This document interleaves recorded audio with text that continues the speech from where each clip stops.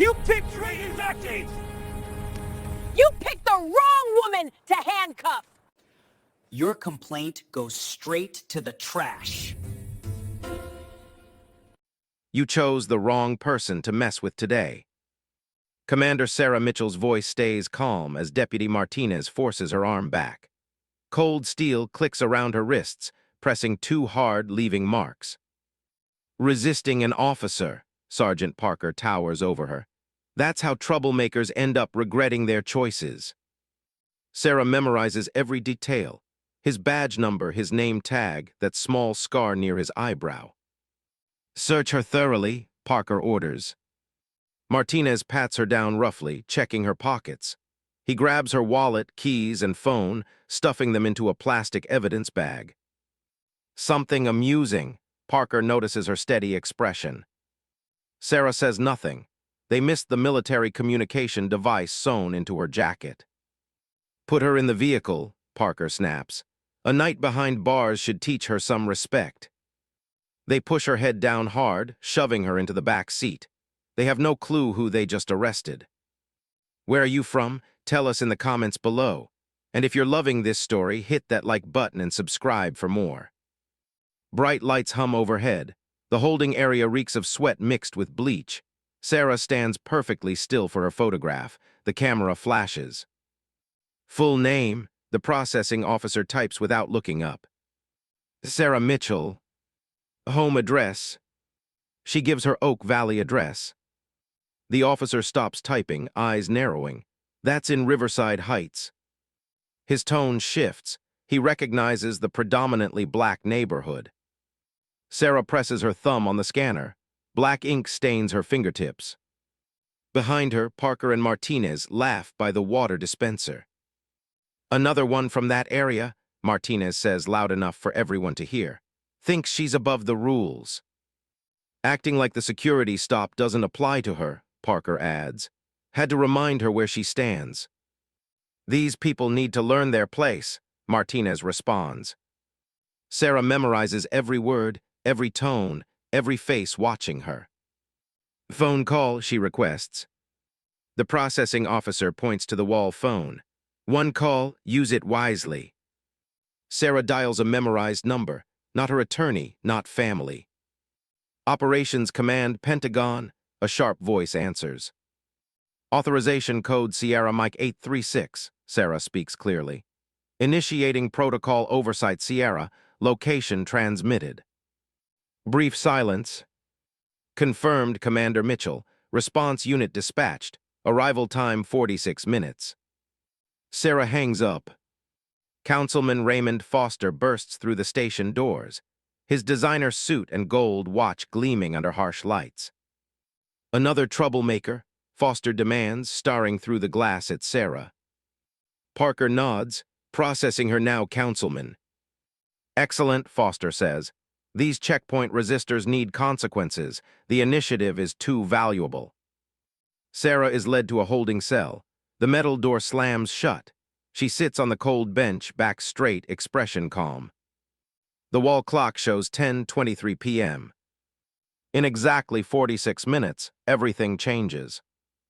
3 hours earlier, sunset colors the sky orange over Riverside Heights. Commander Sarah Mitchell drives her basic sedan through familiar streets. The neighborhood shifts from predominantly black to wealthier, predominantly white suburbs of Meadowbrook. Blue lights flash ahead, police cruisers block the street, a checkpoint. Sarah slows down, already lowering her window.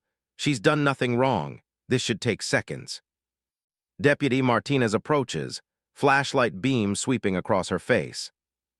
License and registration. Sarah reaches slowly for her glove box. May I ask the purpose of this checkpoint? Martinez tenses.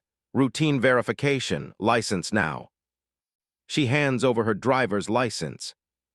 Martinez studies it, flashlight lingering on her address.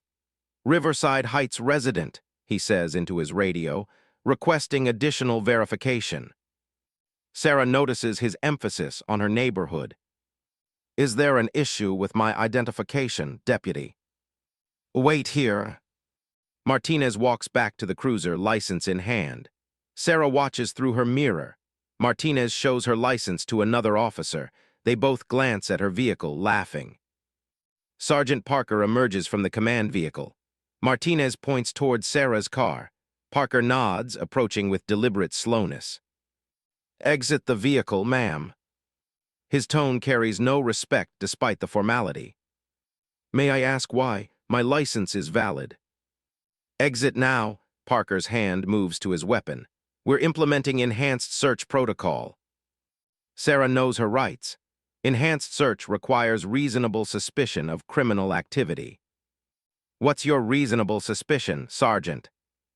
Parker's jaw tightens. "Out of the vehicle." Sarah complies, movements careful. "I'd like to note this appears to be selective enforcement." "We decide what's selective," Parker says. "Hands on the hood." "I decline consent to search my vehicle without probable cause," Sarah states calmly. Fourth Amendment protections clearly establish. "Look at the lawyer here," Martinez mocks, stepping closer. "Thinks she knows the law." Sarah stands firm. "I'm familiar with my constitutional rights." Parker moves closer. "Your kind always wants to complicate things." "My kind?" Sarah raises an eyebrow. "Troublemakers," Parker clarifies, but his meaning hangs obvious in the air.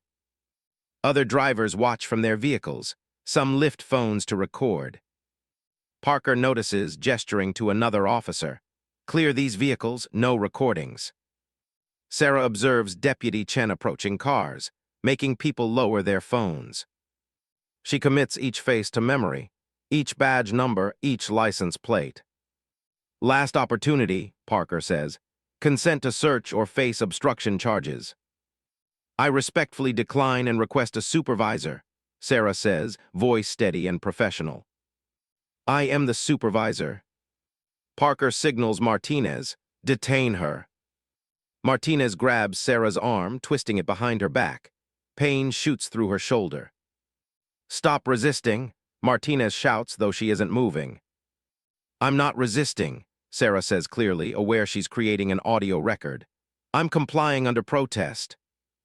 Parker steps closer. "You don't tell us how to do our jobs." Sarah notices Martinez's body camera. The red recording light blinks off. "Your body camera appears to be malfunctioning, Deputy." "Mind your business." Martinez tightens his grip. Sarah's military training could end this in seconds.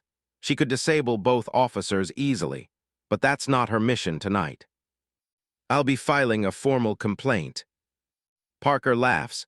"Good luck. Councilman Foster personally oversees checkpoint operations. Your complaint goes nowhere." Sarah's watch presses against her wrist. The military device captures every word. Evidence continues gathering.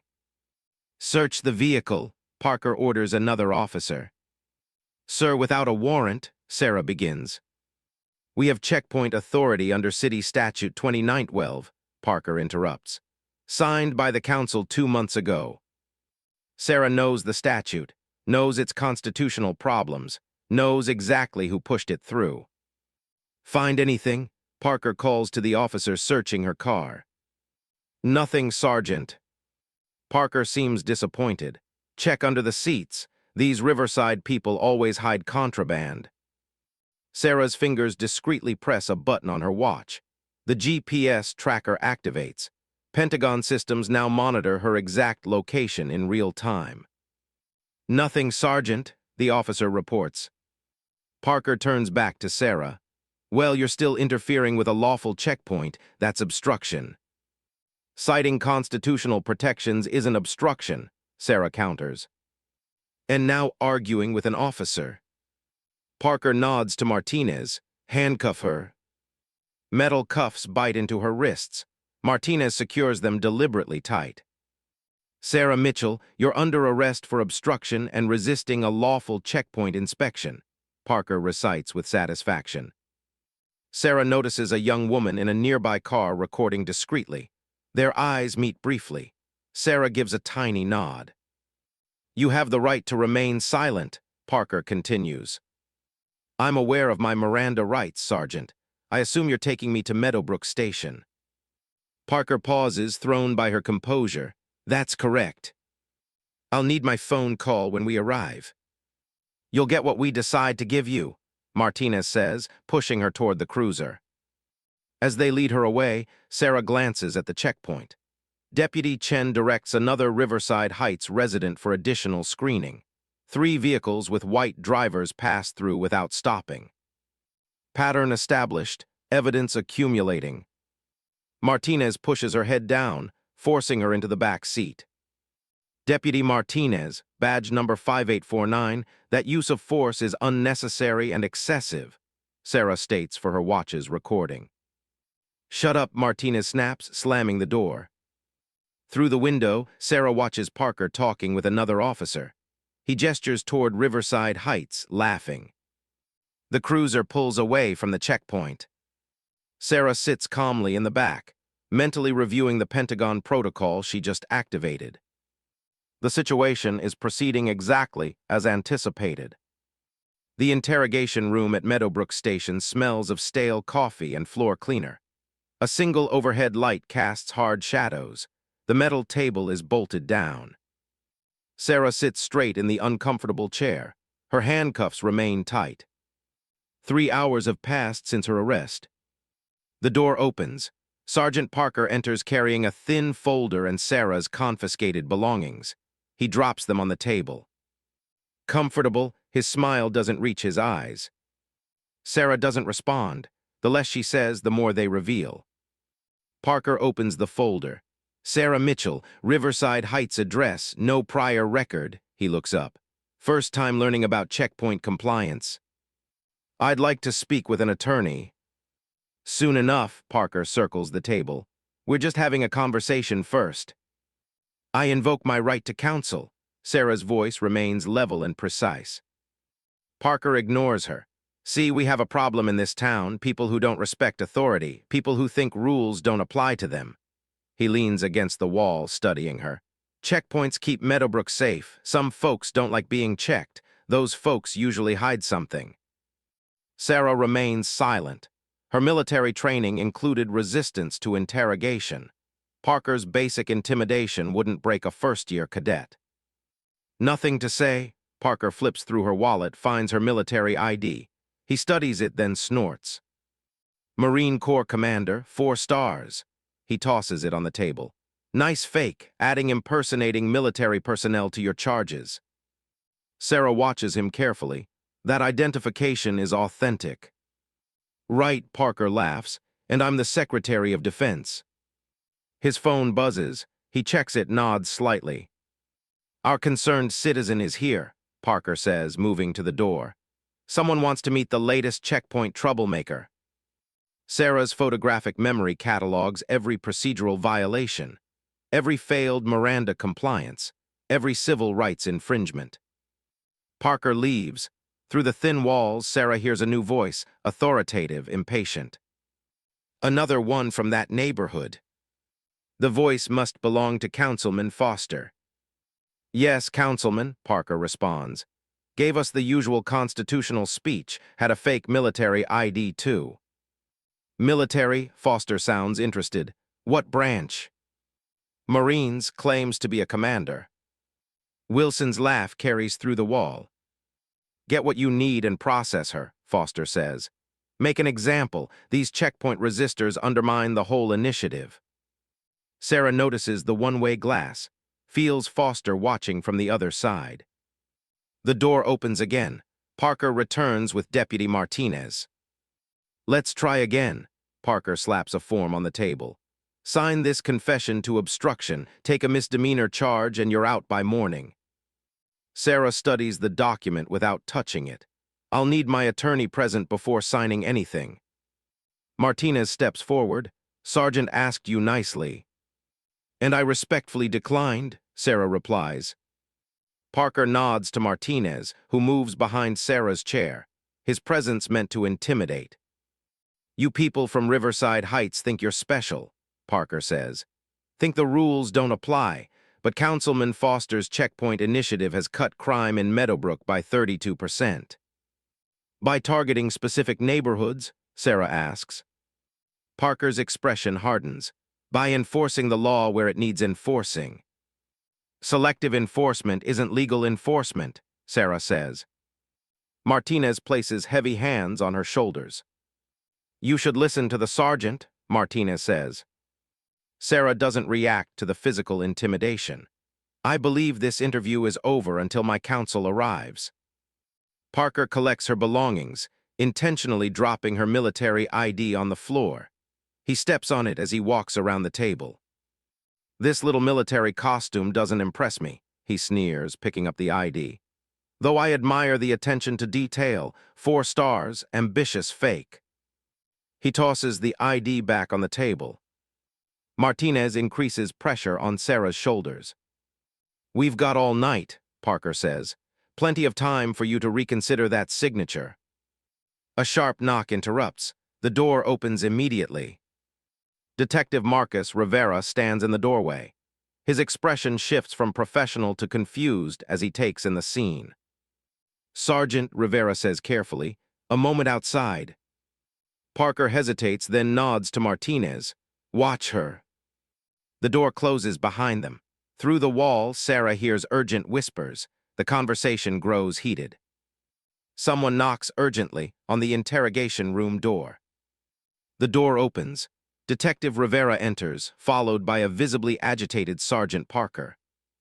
Rivera, mid-30s with observant eyes, carries himself differently than the other officers. His badge hangs from a chain around his neck. His suit, while department issue, fits properly. Deputy Martinez, you're needed at the front desk, Rivera says.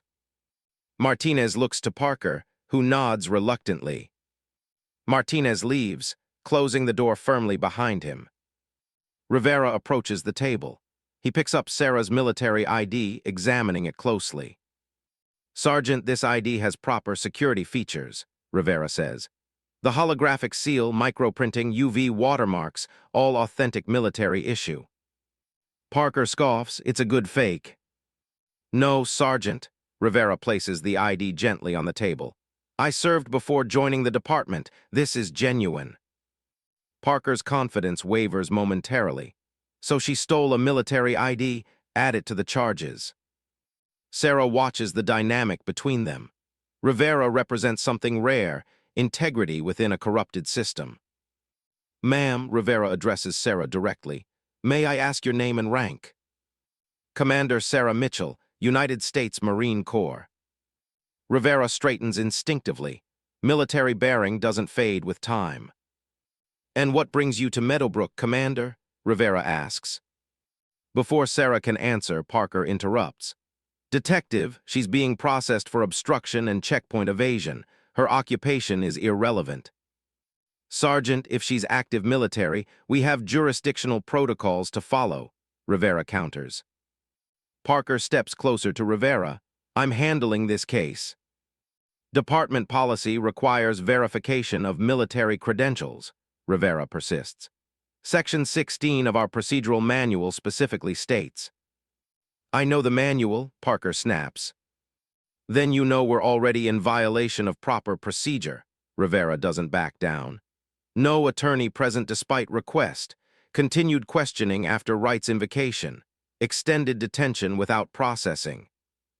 Parker's jaw tightens. Detective, remember your place.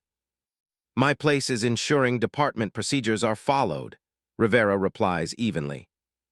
He turns back to Sarah's ID, examining the rank insignia.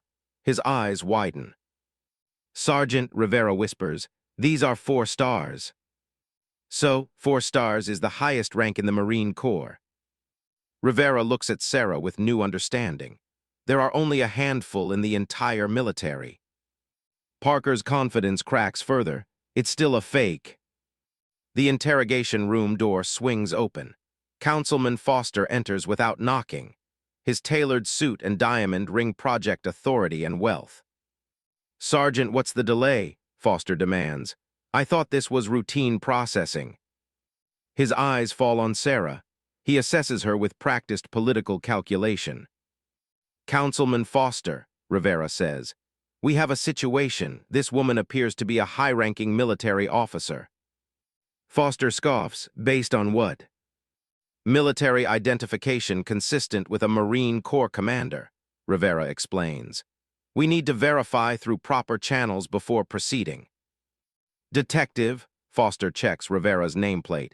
Your concern for procedure is noted. Now let the sergeant handle this. Rivera stands his ground.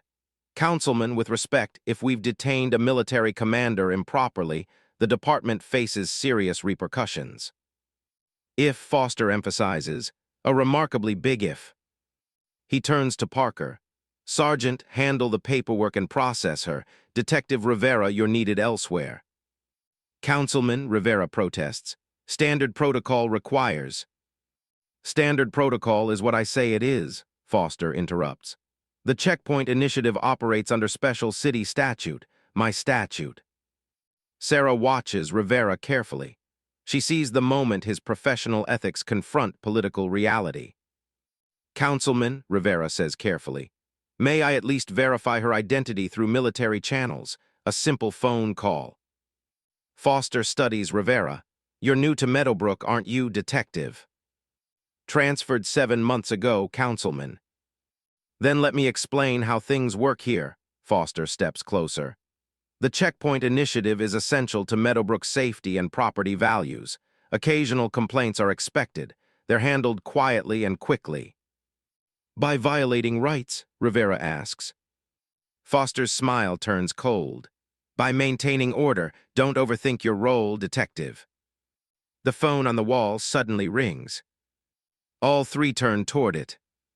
Parker answers. Sergeant Parker. He listens, frowning. What kind of call? His expression shifts from annoyance to confusion to concern. From where? Wilson's face pales slightly. He hangs up. What is it? Foster demands. Parker swallows. Front desk received calls asking about a Commander Mitchell from the Pentagon. The room falls silent. Foster and Parker exchange glances. Probably her friends playing games, Foster dismisses. Sergeant, finish processing and...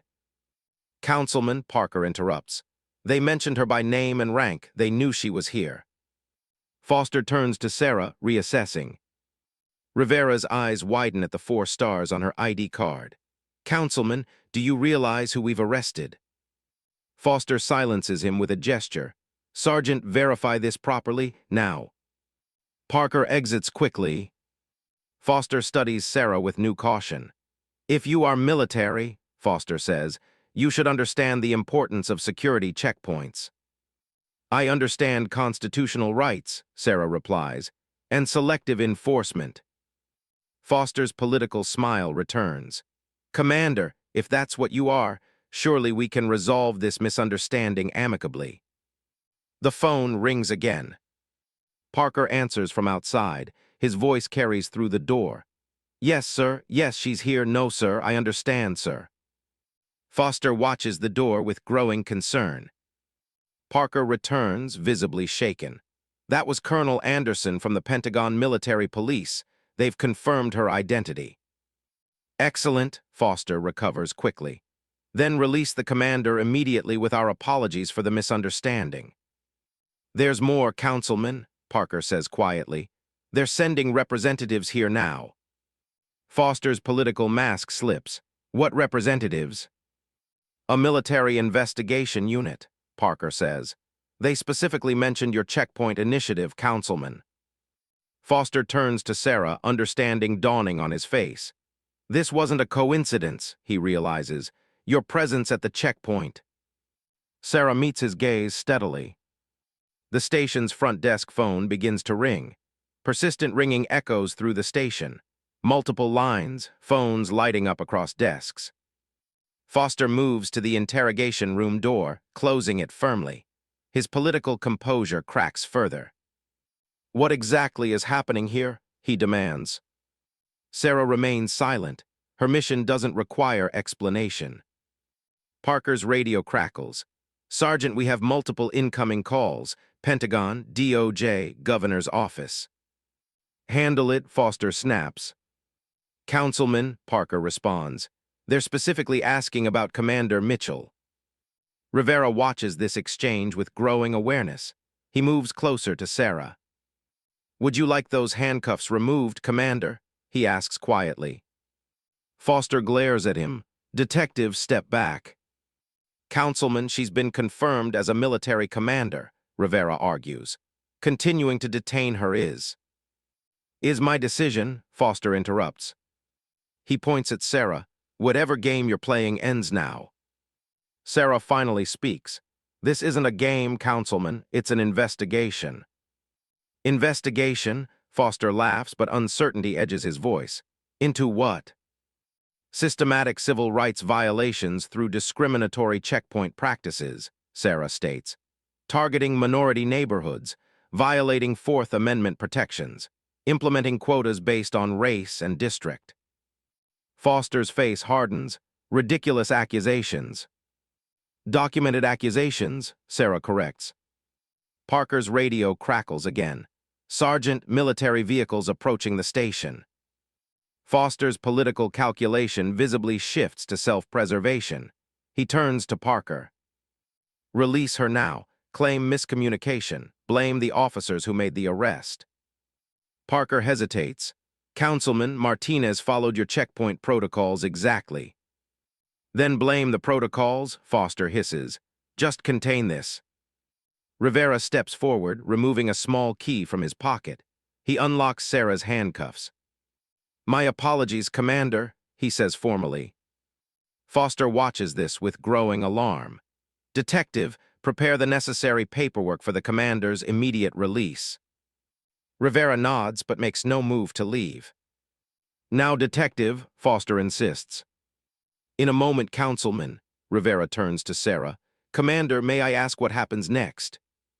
Justice happens next, Detective Rivera, Sarah replies. Foster laughs nervously. A simple misunderstanding doesn't require such dramatics. 7 months of documented civil rights violations isn't a misunderstanding, Sarah replies. Rivera looks between them. 7 months. Sarah nods. The Pentagon has been monitoring Meadowbrook's checkpoint initiative since its implementation, gathering evidence, building a case. She checks her watch. And now that case is complete. Parker's radio crackles once more. Sergeant, 3 black SUVs have entered the parking lot, military personnel disembarking. Foster moves to the door. I need to make some calls, control the narrative. Your calls won't help, Councilman, Sarah says. This investigation has federal oversight. Foster's hand freezes on the doorknob. The political mask shatters completely. Rivera steps closer to Sarah.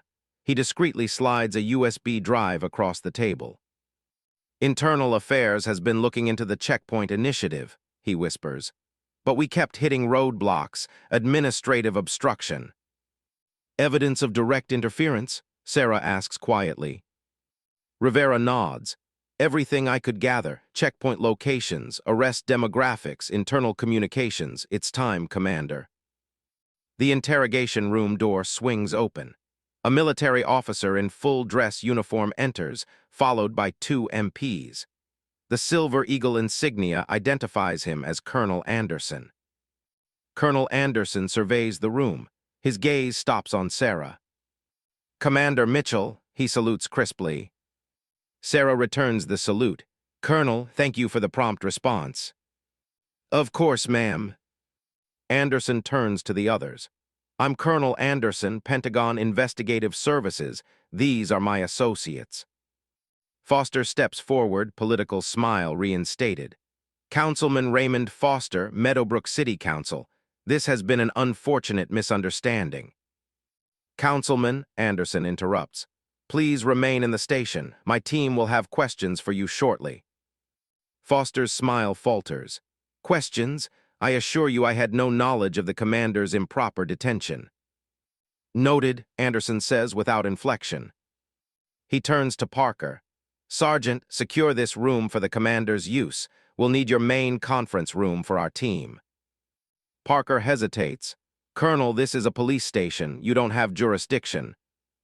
I have direct authorization from the Secretary of Defense, Anderson cuts him off. Your cooperation is not optional. The station fills with activity. Military personnel set up equipment in the conference room. Computer specialists access the station's systems. Evidence collection teams secure records. Foster watches with growing alarm. This response seems excessive for a simple detention issue. Sarah stands, straightening her civilian clothes. This isn't about my detention, councilman. It's about what my detention represents. She turns to Colonel Anderson. Status report. Teams deployed as ordered, Commander. Evidence preservation protocols in effect. Pentagon liaison briefing the governor now. Foster attempts to leave. 2 MPs politely but firmly direct him back. This is outrageous, he protests. I have rights. Yes, Sarah agrees. Everyone does, that's precisely the point. Sarah and Anderson move to the conference room, now transformed into a command center. Digital displays show checkpoint locations throughout Meadowbrook, all strategically positioned between Riverside Heights and wealthy neighborhoods. Rivera follows, carrying case files. Commander, I've brought the internal documentation you requested. Thank you, Detective, Sarah says. Your assistance is invaluable. Foster and Parker are escorted in, directed to seats away from each other. Martinez joins them, confusion evident on his face. Sarah stands at the head of the table. The room falls silent. Gentlemen, she begins. 7 months ago, the Pentagon received multiple complaints about a police checkpoint initiative targeting minority neighborhoods in Meadowbrook. Initial review suggested Fourth Amendment violations. Further investigation revealed something more disturbing. She activates the main display. A map appears showing checkpoint arrest statistics. Red dots cluster exclusively in minority neighborhoods. Selective enforcement, Sarah continues. Checkpoint stops resulting in searches, 91% minority drivers. Arrests from those stops, 96% minority citizens. Parker shifts uncomfortably. Crime statistics justify deployment. Traffic violations occur at equal rates across demographics, Sarah interrupts. Yet your checkpoint initiative produced these results. She changes the display. Internal police emails appear. Sergeant Parker, this is your message to officers dated April 14th. Focus on vehicles from Riverside Heights. Higher yield for arrests. Parker pales. That's taken out of context. Context is provided by your arrest quotas, Sarah replies, displaying another document. Specifically targeting Riverside Heights residents. Foster interrupts. Commander, these operational details were handled by the police department. As councilman, I merely approved the initiative concept. Is that so? Sarah turns to him. She nods to Colonel Anderson, who displays a new document. Foster's signature appears at the bottom of detailed checkpoint operating procedures. This directive specifies targeting specific neighborhoods, Sarah notes. Your signature authorizes racial profiling, councilman. Foster's political facade cracks completely. This is a witch hunt. This is accountability, Sarah corrects. She turns to Rivera. Detective, please share what you found during your internal investigation. Rivera steps forward. 7 months ago, I noticed troubling patterns in checkpoint arrests. When I raised concerns through proper channels, I was reassigned. I continued documenting discrepancies. He opens his file. Checkpoint officers were instructed to use different standards based on driver's race and residence. Riverside Heights vehicles received heightened scrutiny regardless of driving behavior. That's not, Parker interrupts. Your body cam footage contradicts you, Sergeant, Sarah says. She plays a video. Parker appears, instructing officers before a checkpoint deployment. Remember, Riverside vehicles get the full treatment. Make the stop stick. Foster stands abruptly. I need to contact my attorney. You'll have that opportunity, Sarah assures him, after we complete this interview. She slides a folder across the table. These are just from the last 7 months. Sergeant Parker's face drains of color as he opens the file. The investigation continues into the night. Military personnel process evidence. Technical teams analyze department servers. Legal advisors document violations. In a quiet corner of the conference room, Sarah finds Rivera reviewing files. Detective, she says, joining him, Your assistance has been crucial. Rivera looks up, exhaustion etched on his face. I should have done more sooner. You did what you could within a corrupt system, Sarah says. That takes courage. Rivera closes the file. When I transferred to Meadowbrook, I had no idea. The Checkpoint Initiative was already established, presented as innovative community policing.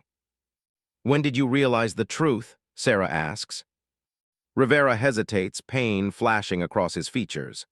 4 months ago, he finally says. My sister came to visit. She was stopped at a checkpoint, detained for hours, no charges, just intimidation. He stares at his hands. She's a pediatric surgeon, drives a nice vehicle, but they only saw a black woman in the wrong neighborhood. Sarah finishes his thought. Rivera nods. I filed complaints, used proper channels, evidence disappeared, witnesses changed statements. The system protected itself. That's why I'm here, Sarah says. Sometimes the system needs external pressure to change. Why you specifically? Rivera asks. Why did the Pentagon send a 4-star commander for a local police investigation? Because some issues transcend jurisdiction, Sarah explains. Civil rights violations impact national security. Eroded public trust undermines the Constitution we're all sworn to protect. Rivera absorbs this. What happens to the officers, to Foster? Justice, Sarah says simply. Due process, the same rights they denied others. And the people they wrongfully arrested, the lives they damaged. Part of the remedy includes case reviews, expungements, compensation. Sarah meets his eyes. Your sister's case will be among them. Rivera wipes his eyes quickly. This isn't just about today, is it, Commander? No, she answers. It's about every day before this and every day that comes after. Rivera straightens, professional composure returning. What's our next step? Evidence compilation, Sarah says. Your testimony will be crucial before the federal grand jury. I'm ready, Rivera affirms. For the first time since her arrest, Sarah smiles. I know. Dawn breaks over Meadowbrook Police Station. The parking lot fills with government vehicles. FBI agents join military investigators. Justice Department attorneys arrive with subpoenas. Inside the conference room, the atmosphere shifts from investigation to prosecution. Evidence boards cover the walls. Computer screens display data analysis. Legal teams prepare documents. Sergeant Parker sits alone, separated from his officers. Foster's attorney arrived hours ago, whispering urgent advice ignored by his client. Colonel Anderson enters with a new team. Commander, the Secretary of Defense sends his regards. The investigation has been elevated to Joint Task Force status. Sarah nods. Excellent, let's proceed with the full briefing. The room fills with senior officials, military, federal, state. The governor's representative sits near the Attorney General's deputy. Sarah takes position at the head of the table. The room falls silent. Ladies and gentlemen, she begins. What started as a civil rights monitoring operation has revealed systematic constitutional violations and abuse of power. Today, I present comprehensive evidence in 3 categories: visual documentation, audio recordings, and written records. She activates the main display. Dash cam footage appears. A vehicle from Riverside Heights stopped at a checkpoint. The driver, professional, polite, is ordered from the vehicle without cause. Search conducted without consent. When he questions the legality, he's arrested for obstruction. This pattern repeats across hundreds of documented stops, Sarah explains. She shows split-screen footage. White drivers pass through checkpoints with cursory checks. Black drivers from Riverside Heights face extended detentions, searches, and frequent arrests. Checkpoint camera systems captured clear racial disparities in enforcement, Sarah continues. White drivers were stopped at 9% frequency, black drivers at 84%. Foster interrupts. Selective editing can create false patterns. These are your department's unaltered recordings, councilman, Sarah replies. Complete time stamps intact. She displays a heat map of checkpoint placements. Checkpoints were exclusively positioned to intercept residents leaving minority neighborhoods, particularly Riverside Heights. Strategic deployment based on traffic patterns, Parker mutters. Was contradicted by your own traffic study, Sarah interrupts, displaying the document, which recommended different locations entirely. She moves to a new screen. Second category, audio evidence. Taylor activates an audio file. Parker's voice fills the room. Councilman wants more arrests from Riverside. Make it happen. Martinez responds, even without cause. Find cause, broken tail light, failure to signal, get them out of the vehicle, you'll find something. Foster stands, that recording could be anyone. Voice pattern analysis confirms Sergeant Parker and Deputy Martinez, Sarah replies, recorded during official briefings. She plays another recording, Foster's voice now. The checkpoint initiative serves two purposes. Public safety is what we tell the press. Property values is why we're really doing it. Keep the element where it belongs, in Riverside, not in our neighborhoods. Foster sinks back into his chair. My military communication watch recorded our entire interaction last night, Sarah explains, including unguarded comments when you thought I couldn't hear. The federal officials exchange glances. The evidence mounts beyond dispute. Finally, Sarah continues, documentary evidence. The screen displays internal emails, text messages, official memoranda. Parker to officers. Use checkpoint quota system as discussed. Foster wants numbers up in Riverside demographic. Department statistics appear. Arrest rates by race, search rates by neighborhood, conviction outcomes by demographic. The data reveals unmistakable discriminatory patterns. Checkpoint stops led to arrests for black drivers at 8 times the rate of white drivers, Sarah explains, for identical violations. She displays arrest reports side by side. Same violation, different races, different outcomes. But the most damning evidence comes from the initiative's origin, Sarah says. She reveals city planning documents, property developer communications with Foster, financial records. Councilman Foster received substantial contributions from developers looking to revitalize Riverside Heights, Sarah explains. Their development strategy required displacing current residents. The documents tell the story. Checkpoint harassment designed to pressure Riverside residents to leave. Property values driven down. Developers positioned to purchase at depressed prices. Civil rights violations driven by financial motivation, Sarah concludes. Foster's attorney whispers urgently in his ear. Foster ignores him. This is fabricated, Foster insists, a politically motivated attack. The evidence speaks for itself, Sarah replies, and now the final piece. She nods to Rivera, who connects his USB drive to the system. Detective Rivera conducted his own internal investigation, Sarah explains, documenting checkpoint operations from within. Rivera stands. I collected evidence of quotas targeting specific neighborhoods, documented systematic civil rights violations, recorded instructions to ignore constitutional protections. His files appear on screen. Officer performance reviews tied to Riverside Heights arrest numbers. Checkpoint schedules targeting black churches, community centers, businesses. Most critically, Rivera continues, I discovered that complaints about checkpoint practices were systematically buried. He displays the evidence. Complaint forms marked resolved without investigation. Witness statements altered. Video evidence deleted. When residents attempted to use proper channels for redress, Rivera explains, the system was designed to silence them. The room falls silent as officials review the overwhelming evidence. This operation wasn't about my personal detention, Sarah explains. I volunteered to test the system directly after months of intelligence gathering.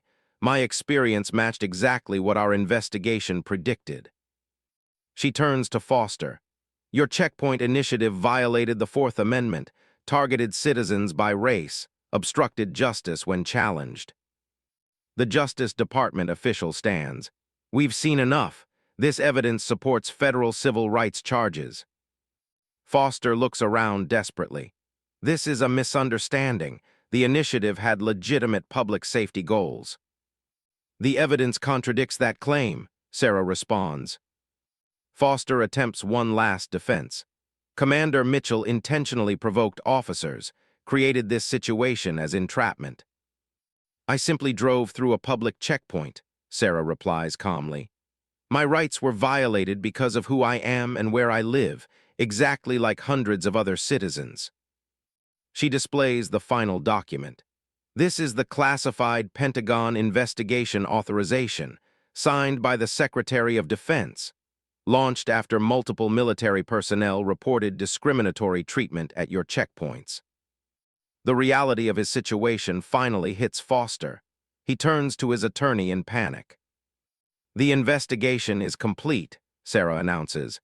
Federal prosecutors will now determine specific charges. The Pentagon investigator connects the final laptop to the projector. This evidence goes back 4 years. FBI agents approach Parker, Martinez, and other implicated officers. Justice Department officials surround Foster. Raymond Foster, you're under federal investigation for civil rights violations, abuse of power, and obstruction of justice, the lead federal prosecutor announces. Foster stands abruptly. I need to make a statement to the press, control the narrative. He moves toward the door. Military police stand ready. Councilman Foster attempts to leave through the back door, where military police wait. 2 weeks later, Capitol Hill. A congressional hearing room fills with observers, press, and officials. Commander Sarah Mitchell sits at the witness table in full dress uniform. 4 stars gleam on her shoulders. Medals and ribbons testify to decades of service. The committee chairperson calls the session to order. This hearing on civil rights enforcement in local policing will now begin. Commander Mitchell, thank you for your testimony today. Sarah adjusts her microphone. Thank you for the opportunity to address this committee. Please summarize the Pentagon's investigation into the Meadowbrook Checkpoint Initiative, the chairperson requests. 7 months ago, the Department of Defense received multiple complaints from military personnel subjected to discriminatory treatment at police checkpoints in Meadowbrook, Sarah begins. Initial investigation revealed a pattern of constitutional violations, specifically targeting minority neighborhoods. She presents the evidence methodically.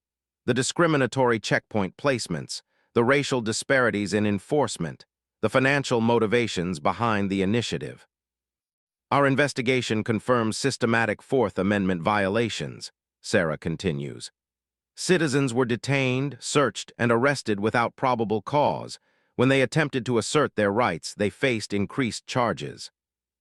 A committee member interrupts. Why did this require Pentagon involvement rather than Justice Department? The initial complaints came from military personnel, Sarah explains. However, we quickly discovered that civilians faced identical treatment.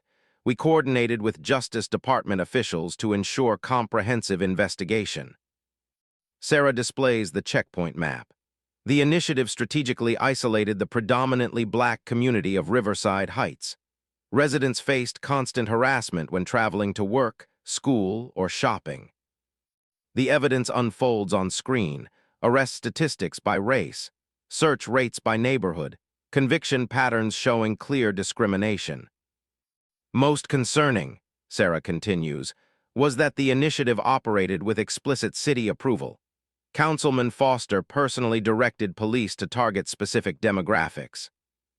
Another committee member leans forward, and the current status of those involved.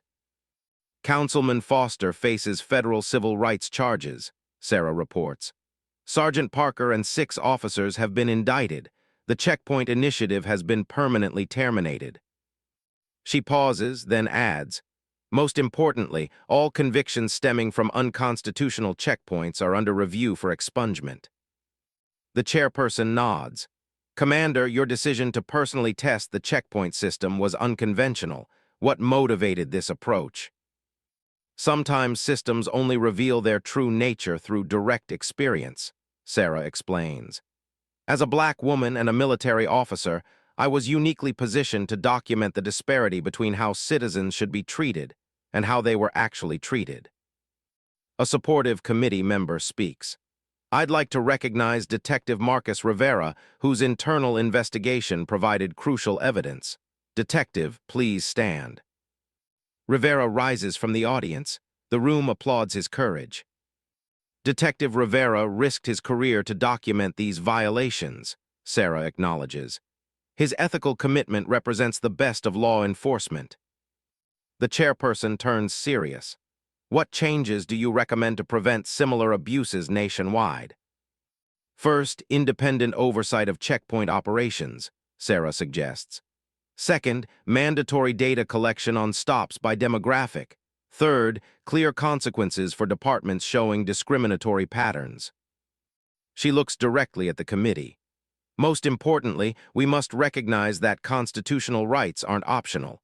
They don't depend on race, neighborhood, or economic status. The hearing continues with questions and testimony. Sarah provides detailed responses, always returning to the core principle, equal protection under law. As the session concludes, the chairperson makes an announcement. Based on this investigation, we're introducing legislation establishing federal standards for checkpoint operations. The Equitable Enforcement Act will require transparency, accountability, and constitutional compliance. Outside the hearing room, Sarah meets with Rivera. The committee was impressed with your evidence, she tells him. The FBI has offered you a position with their Civil Rights Division. Rivera smiles. I've accepted. Change sometimes requires working from the inside. And your sister, Sarah asks. Her record has been expunged, Rivera confirms. She's helping organize the class action lawsuit for other checkpoint victims. Sarah nods approvingly. Justice works slowly, but it does work when good people insist upon it. 3 months later, a community center in Riverside Heights. Residents gather for a town hall meeting with their new police chief. Sarah, now in civilian clothes, sits quietly in the back. She watches as Rivera, no longer a detective but a community liaison, facilitates dialogue between residents and police. The new chief announces reformed policies. Body cameras always activated. Stop data publicly available. Community oversight board with real authority. After the meeting, an elderly resident approaches Sarah. You're the commander, aren't you? The one who brought down those checkpoints. Sarah smiles. I just helped expose the truth. You did more than that, the woman says. My grandson was arrested at one of those checkpoints, lost his scholarship because of it. Now his record's cleared and he's back in college. I'm glad to hear that, Sarah responds. One thing I don't understand, the woman continues. You're a commander, you could have used your rank from the beginning. Why go through the arrest? Because most people can't use rank or privilege to protect their rights, Sarah explains. The system should work equally for everyone, not just those with status. The woman nods thoughtfully. My grandson wants to be a lawyer now, says somebody needs to know the law to protect the community. He's right, Sarah agrees. Knowing your rights is the first step to defending them. Outside, Rivera waits to drive Sarah to the airport. Returning to the Pentagon, he asks. Yes, Sarah confirms. But our civil rights oversight won't end with Meadowbrook. This case established a template for identifying similar patterns nationwide. The checkpoint is gone, Morales observes as they drive past its former location. But the work continues, Sarah says. She looks out at the community, families walking freely, residents no longer afraid of arbitrary enforcement. This is what security actually looks like, she says. Not checkpoints and harassment, just people living their lives with dignity and equal protection under the law. The committee chairman gavels the session closed. This hearing is concluded, but our work has just begun. Commander Mitchell steps into the sunlight outside the Capitol building. 7 months later, Pentagon conference room. Commander Sarah Mitchell stands before a wall of monitors displaying checkpoint data from cities nationwide. Colonel Anderson enters with fresh reports. Implementation of the new oversight protocols is proceeding as scheduled, Commander. 19 departments have voluntarily reformed checkpoint practices. And the resistors, Sarah asks. Justice Department has opened investigations into 11 jurisdictions showing similar patterns to Meadowbrook, Anderson confirms. Sarah studies the data.